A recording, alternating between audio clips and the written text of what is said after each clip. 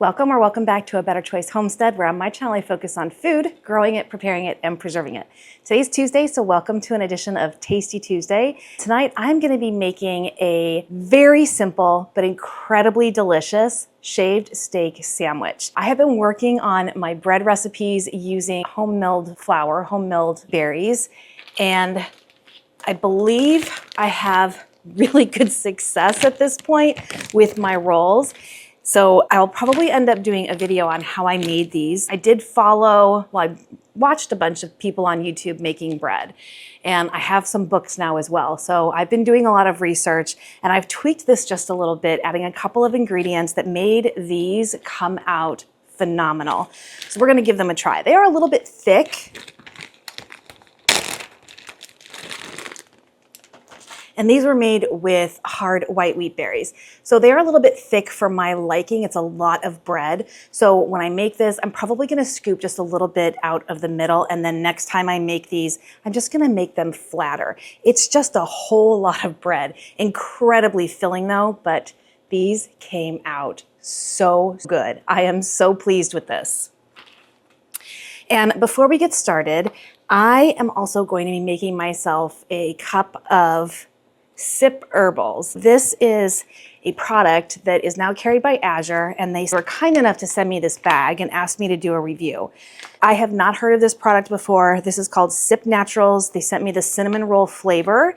It is a Faux Joe, an herbal coffee alternative, gluten-free, low sugar, vegan, keto friendly. It has chicory root, dandelion root, carob, sea salt, ground vanilla bean, coconut sugar, and it's basically a tea with no caffeine, but supposed to give you energy and tastes like a flavored coffee. Now, I will be honest, flavored coffees are not necessarily my thing, but these do smell like cinnamon rolls, and I did go ahead and purchase a different flavor of this in my February Azure order.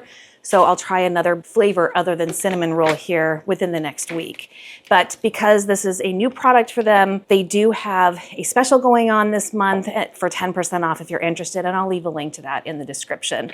But we're gonna go ahead and get this covered in some hot water, just like you would tea. This is just a little enclosed mesh bag, and we're gonna let that steep while I cook, and then we will give it a try. It does smell like cinnamon rolls, but no caffeine. So if you feel like having a little coffee perk you up towards the end of the day around dinner time, but you don't want the caffeine and you don't want to drink decaf because of formaldehyde, then this might be a good option for you.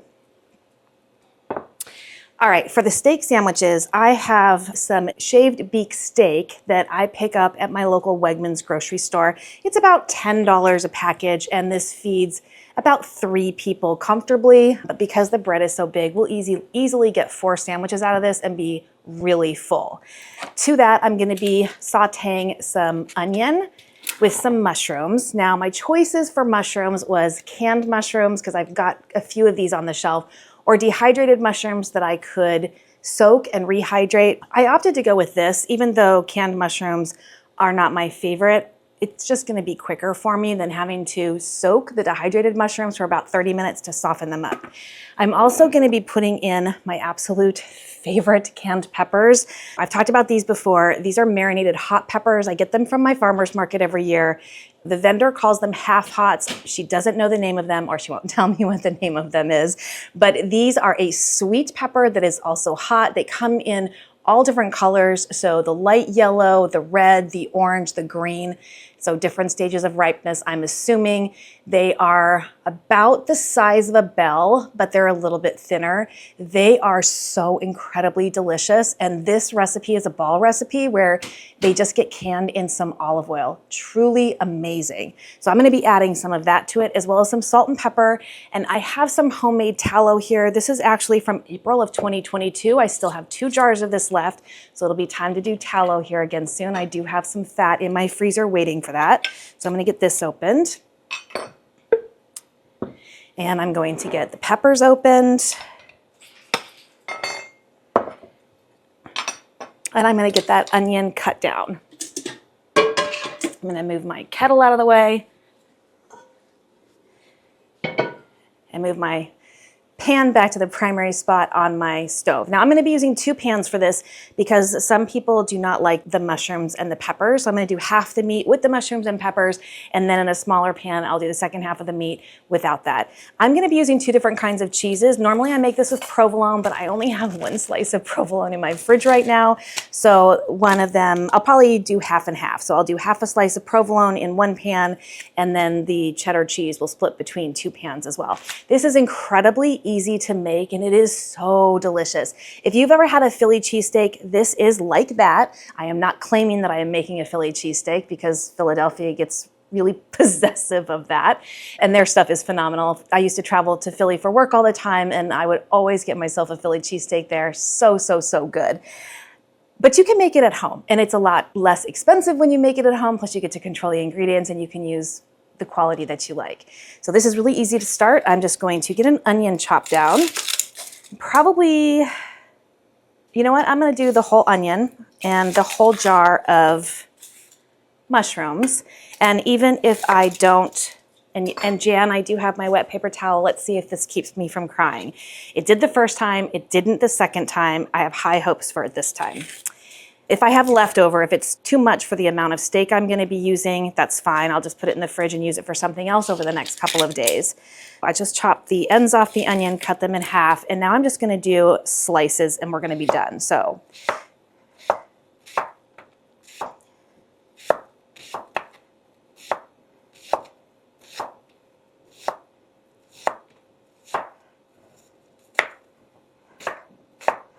the secret to the incredible flavor in this dish is the tallow. So if you find yourself with some beef fat that you've cut off of other meats, or I order all the fat from my cow when I buy a quarter of a cow every year, and then I render that down into tallow. It's super easy to do. I will be doing that here in the near future.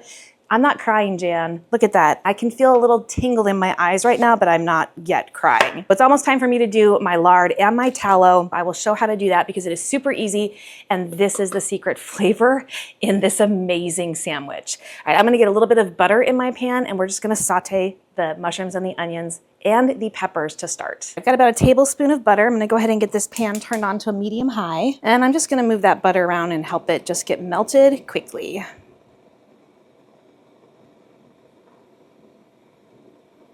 Now I can go ahead and add my onions.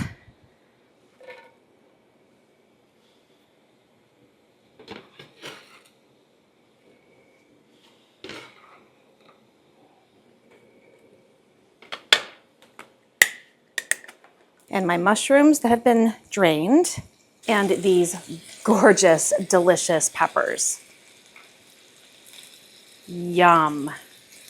Oh, I'm gonna use the whole jar. And I'll just pull some of this off to save for something else later this week. A little bit of salt,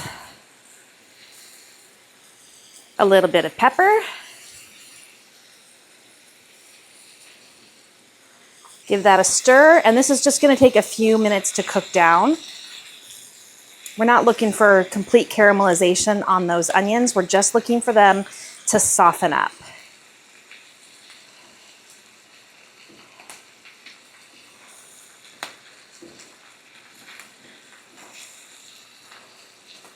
Give that about 3 minutes. Just gonna give that a quick little stir every, I don't know, 30, 45 seconds. We're almost there.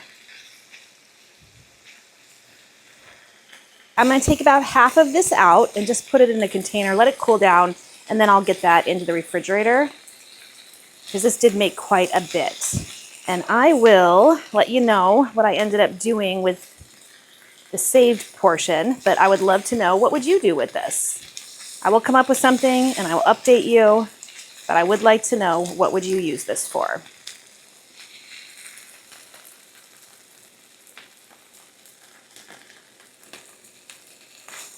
All right, that looks good to me right there. I've got my beautiful quart-sized jar of 2.5-year-old tallow that has just been sitting on my pantry shelf. No refrigeration. There is no water in this. This has not gone rancid. So We're perfectly good here, and it is going to bring the flavor. So I'm gonna put a good amount of that in each of these pans here. So I've got the second pan heating up.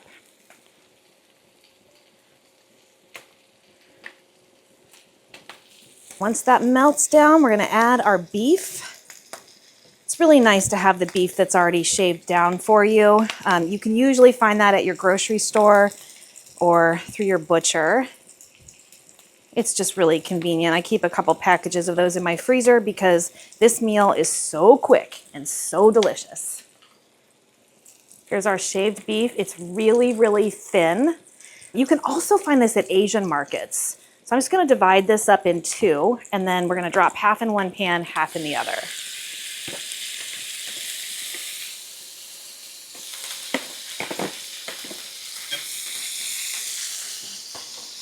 This is going to cook incredibly quickly. So I'm just gonna thin this out, and then I'm gonna add some salt and pepper.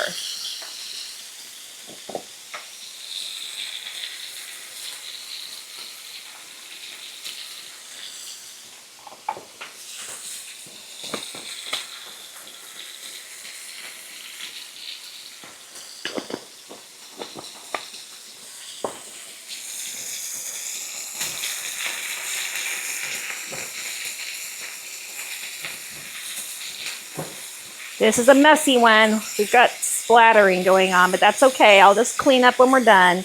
It's worth the mess, I promise you.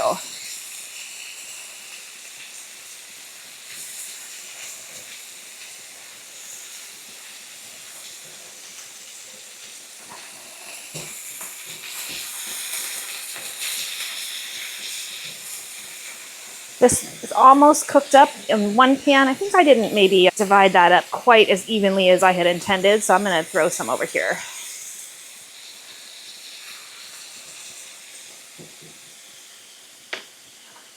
You're gonna cook this just until the pink goes away.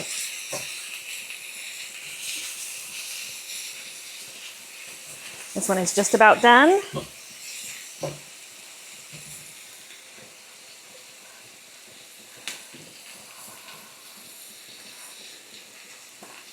This one needs a little bit more.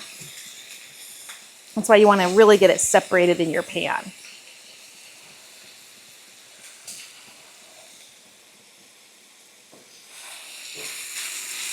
This over here looks really good. So I'm going to bring the meat together now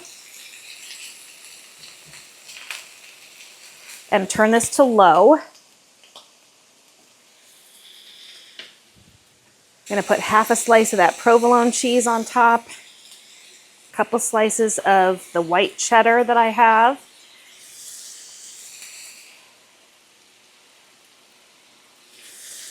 And these are just super, super thin. So it might look like a lot of cheese, but it's not. And now I'm just gonna cover that with a splatter guard just to help melt that cheese. And we're gonna finish cooking up this meat over here. Another 30 seconds or so should do it. And then we'll get everything stirred together and cheese put on this one.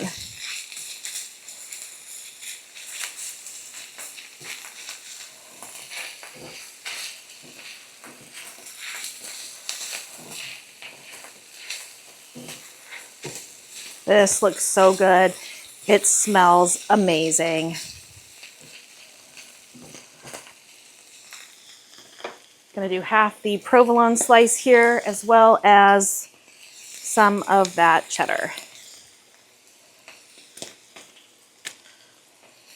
And I'm just using a little cheese cutter here to help make sure that my slices are super thin and that they will melt quickly, evenly, and easily.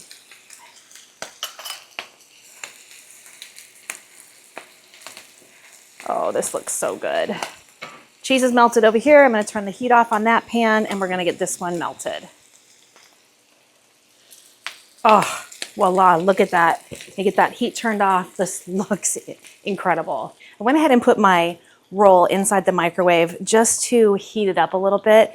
And I think I'm actually okay without scooping out the inside now that it's cut. This just smells so good, and the crumb on here is beautiful. I'll definitely be sharing this recipe. All right, so let's get some served up.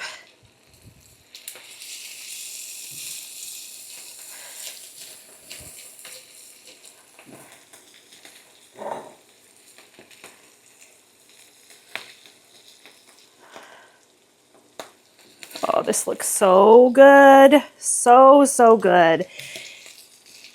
I don't even need to put anything on this bread other than what's in this pan. This is so flavorful, and that tallow is going to soak a little bit into that bread and moisten it up. Oh, perfection. This looks amazing, and I can't wait to give this a try.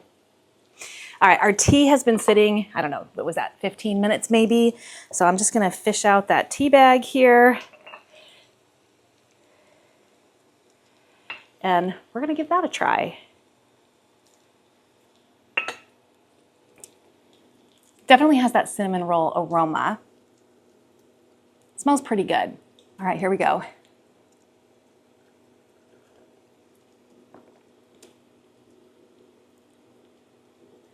That's not bad. That's not bad at all.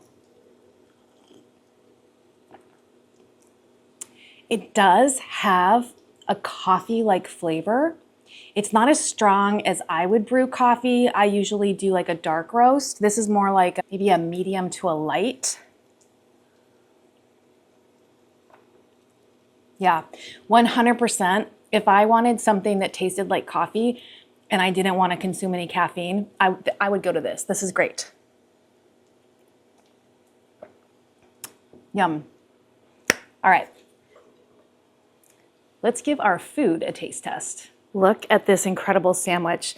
Now that tallow has melted into the bread itself. The cheese is in here. I think I loaded my sandwich upside down. That's okay. This is going to be incredible. And this bread, y'all, this came out so good. So good. All right, let me not regret not taking out the middle of this bread because it's gonna be pretty thick. But here's some that was sticking off the side. Oh my goodness, that is so good. Let's see if I can do this without making a huge mess. That is so flavorful, so good. The bread is really good. I'm super pleased with this recipe for the bread. But this meat is so incredibly delicious, and it's that tallow. It's that rendered beef fat that is bringing so much flavor into that shaved steak. And of course, we've got the onions and the mushrooms and the peppers in here.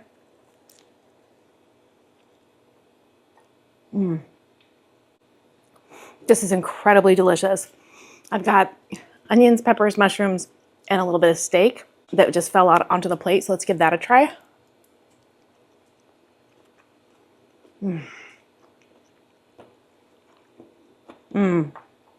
That is delicious. Those peppers are incredible. I will likely be doing those again this summer when I pick up more from the farmer's market this year. Hopefully she has them. I have no reason to suspect that she won't.